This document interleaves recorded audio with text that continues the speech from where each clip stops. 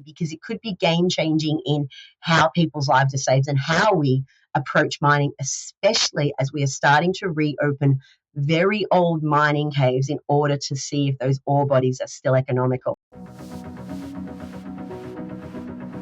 Hi, Shay Russell here from Exponential Investor podcast, and I am your solo host today as Sam Volkering isn't feeling well, so he won't be joining us right now, but he will be back next week. So I just want to take a quick chance with Sam not around to talk about all things mining, some of the really exciting things that are happening in the space. So I am fresh from IMARC. Now, IMARC is an international mining conference that is held in Australia every year. It's been going for about 10 years, I think, or 10 years in 2023, one or the other. The detail's not really important, but think of IMARC rather than being an investor-led conference. This is an industry-led conference, so it's basically the industry talking to industry. Now, what you'll find here is you'll get top mining bosses flying in, you'll get government leaders flying in, and you will get very important bankers flying in, all having really important discussions about where the industry needs to go and what the industry needs to do if it wants to continue to remain profitable, how to work with government legislation, and what sort of topics are not just dominating in Australia, but are dominating miners around the world. Now, it'll come as no surprise that ESG was one of the dominant topics this year, but there was a lot of criticism that there's been too much focus on the E part of the conversation, but not enough focus on the S and the G part. So the social and the governance side of it. And there's some more important, there's some topics in there that we'll probably delve into in later podcasts. But basically, essentially, is that the permitting process is taking too long in some countries like the US, or it can take up to 10 years, whereas places in like Australia and Canada, it's 2 to 3 years. And also to the social side of it. And, the social side of it is not just discussing the impact on communities, but also discussing the impact of mining on people who work in the sector.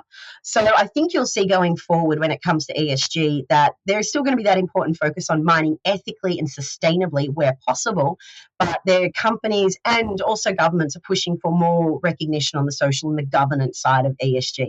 So keep your eyes open for that one. One thing that seemed to be almost everywhere was critical minerals and how we don't have enough of the important ones. Again, lithium has been super, super popular. And, for lack of a better way of saying it, it sucked the oxygen out of the capital markets. But there's other critical minerals that we need to keep our eyes on, things like tungsten and tin and cobalt. These are really important minerals that we don't have enough of. And basically, we're trying to wrestle, control back of the supply chain away from China because China is extremely dominant in this space. So it's about returning these supply chains home, not so much home, but even like nearshoring and friendshoring. So essentially ensuring allied nations have access to these minerals and also manufacturing processes. However, my absolute favorite part of IMARC, as is every year, is the innovation side, because you get a good, clear picture of where mines are going, and the mining sector is going. And I'll be honest, it is absolutely tech driven. There are some super, super cool things in miners happening in the mining sector. Probably one of my favorite things, it's not just a novelty. So years ago, the Boston Dynamics dog, which is nicknamed Spot, came out. It was a bit of a novelty, and there were jokes that it was going to be a robo dog. And I believe during the pandemic, the early stages of the pandemic, the Spot was used to patrol some sort of community garden in a country somewhere. I can't quite remember the details. But Spot was actually on display at IMARC, and it was using what happened with Spot is basically one company has put their software on top of a Boston Dynamic dogs, and it's basically 3D mapping software. So the whole idea is that this company attaches essentially its sensor to Spot the dog, the Boston Dynamics robot doggy, as I called it, as I chased it across the conference floor. And Spot is then sent into mining tunnels, and it creates a 3D map in milliseconds for the geologists and engineers to see, either a few hundred meters behind Spot or completely above ground. They actually don't even need to enter the ground. Now, this is really cool because mining tunnels do collapse. It's a part of this industry we don't actually want to talk about, but mining tunnels collapse, and it is really good to be able to create 3D maps, detailed maps for our geologists and our engineers, mining engineers, to see the state of a mining cave before sending people down. So I thought that was really cool, and I will you should keep your eye out for companies that are looking to deploy this kind of technology, because it could be game changing in how people's lives are saved and how we approach mining, especially as we are starting to reopen very old mining caves in order to see if those ore bodies are still economical. And now another thing that came out of IMARC that I absolutely adored, and this is going to be game-changing more so for explorers, and also I can see it having applications in emergency services. So one of the problems with a lot of remote mining sites is communications. It's lacking. Anywhere in Australia, there's jokes on mining sites that you might have a satellite phone, but you sort of got to hope that the phone and the satellite end up in that exact right position when you want to make a phone call. Otherwise, it could be 24 hours before you get the chance again. So comms is in that very early stage of exploration. It can be pretty sketchy. It's unreliable. Once you've got an established project, you might build a tower. But again, that takes time and it's uneconomical. I cannot for the life of me remember this company's name. They basically created drone communication software. So essentially you buy their drone, you take it out of its little suitcase, and you fly the drone up into the air. It sits about 50 to 60 meters up in the air from the ground.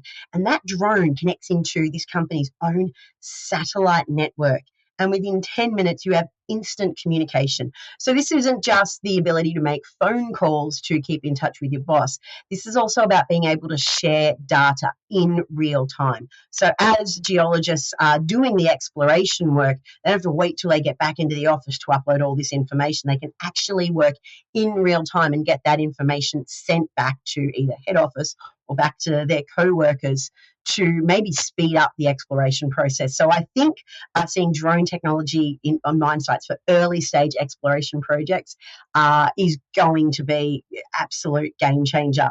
All right, what was one of my other favorite things I saw? Autonomous vehicles. This is, when it comes to technology, autonomous vehicles our minds are going to be run with them in a really exciting way. Again, this is reducing the human element of bringing because mining is quite dangerous. So there, some of the autonomous vehicles there were tiny little cars that you could put just a 1,000 kilos on, and it would take it up to the surface, compared to the enormous automated hydraulic drill rigs. They were really cool. Either way, if you were seeing companies out there that are working on autonomous vehicles for the mining space, I would follow those companies because they are going to be becoming more and more prevalent in mining in the future. There was one other thing that I found really exciting that I wanted to share.